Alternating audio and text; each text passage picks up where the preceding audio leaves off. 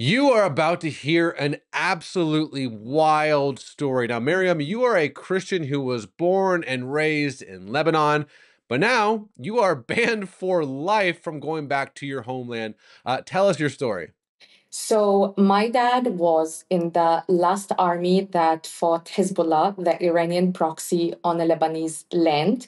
And without getting into the complex history and geopolitical situation of the Middle East, but basically, the southern part was um, just a no man's land during the 70s, 80s, 90s. We had a lot of terrorist organizations operating there, the Palestinians, and then Hezbollah came over.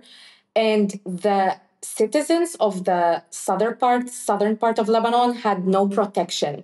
So we had to ask help from Israel to arm us, creating this southern Lebanese army in order to protect ourselves against these terrorist organizations that wanted to fight Israel and fight us back.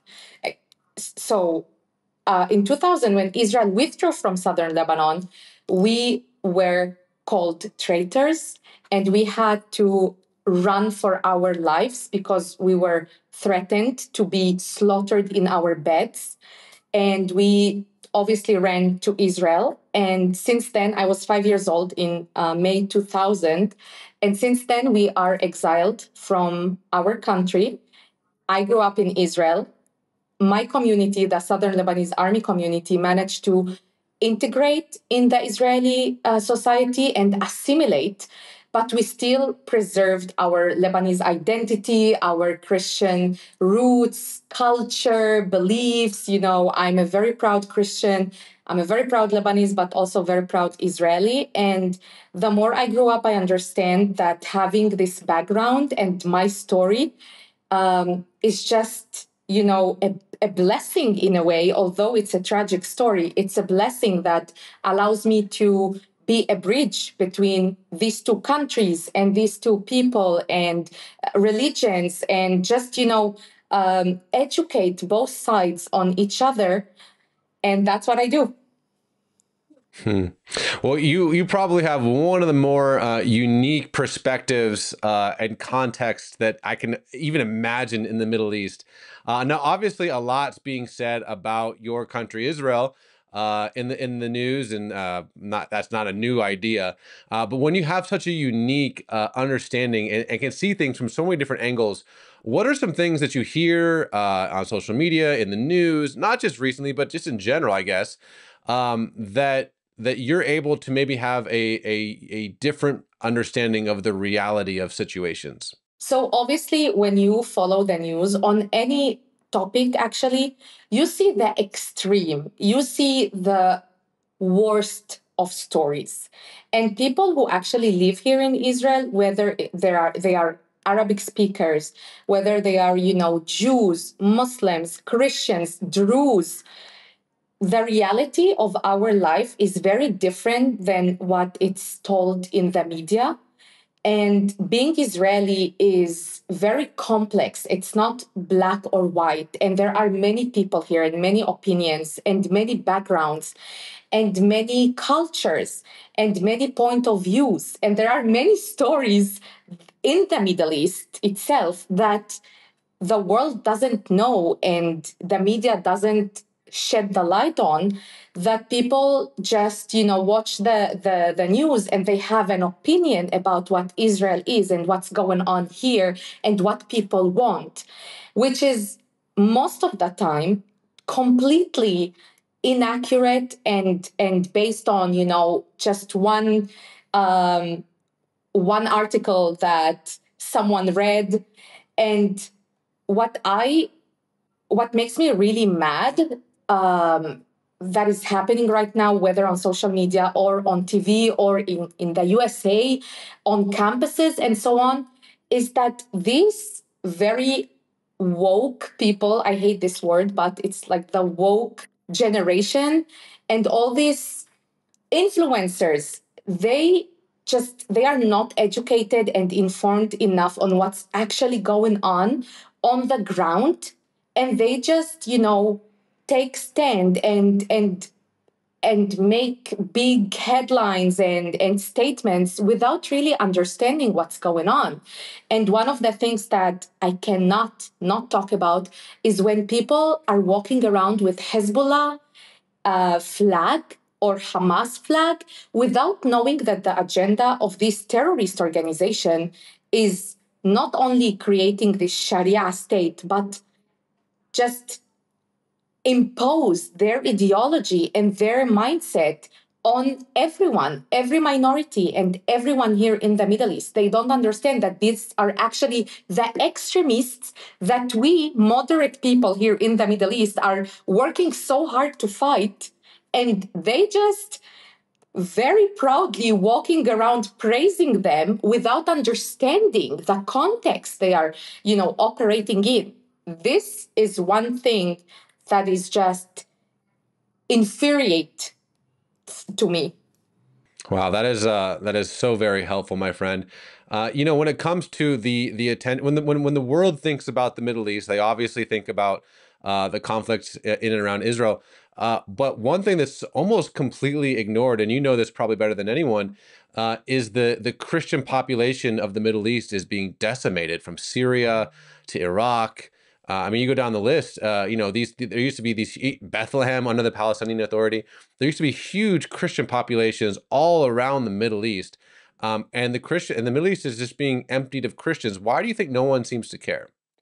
The funny part is when I did my bachelor degree, this was my thesis subject: why the media is not talking about Christians in the Middle East.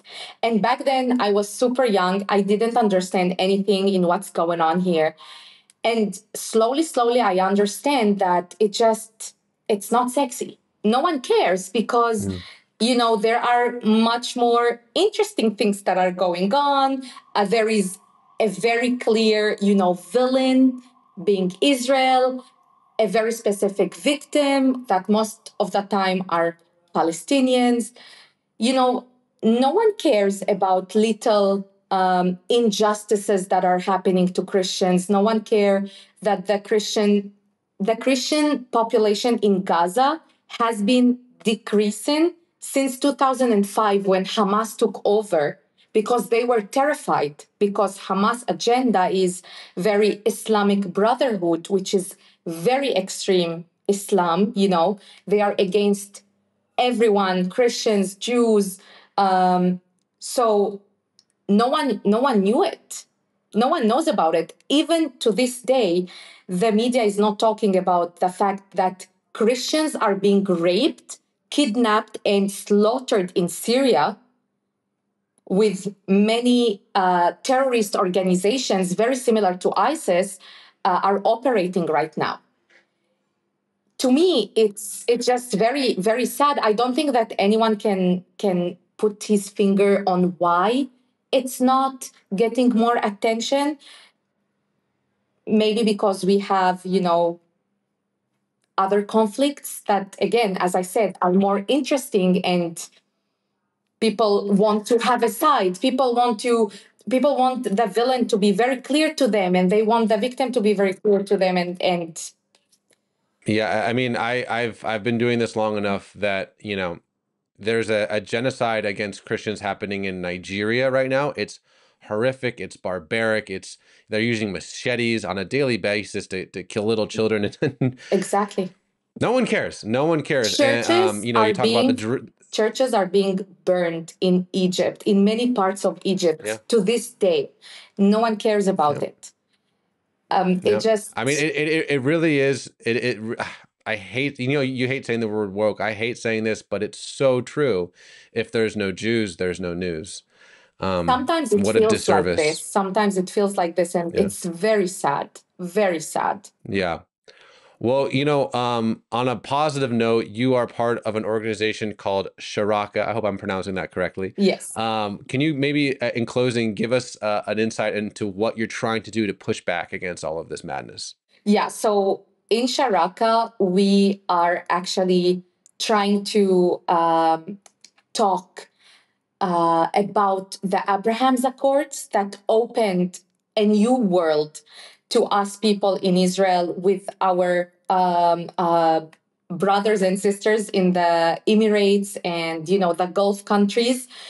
So we try to explain and share our experiences. Each person, each individual on the team has a different background. We have a Muslim Bahraini, we have a Muslim Moroccan, there is me, a Jewish Israeli, and each person brings the how the Abraham's Accords actually changed his perspective on the other, because we never had the opportunity to meet anyone from the Gulf countries, and they never had the opportunity to meet an Israeli and to come to Israel and to see how life is here. And this is what we do. We just talk about the importance of Abraham's Accords, and we try to push for more peace agreements, because this is what we need in the Middle East. We need peace agreements. We need proper solutions.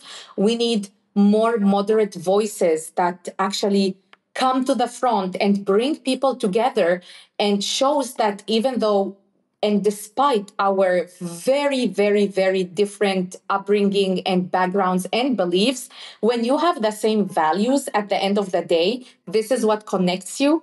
And the majority in the Middle East and in this region actually want peace. We all want to live together. We all believe in coexistence and to live together. And that's why we need more leaders that push toward peace agreements and proper solutions instead of division and hate and extremism.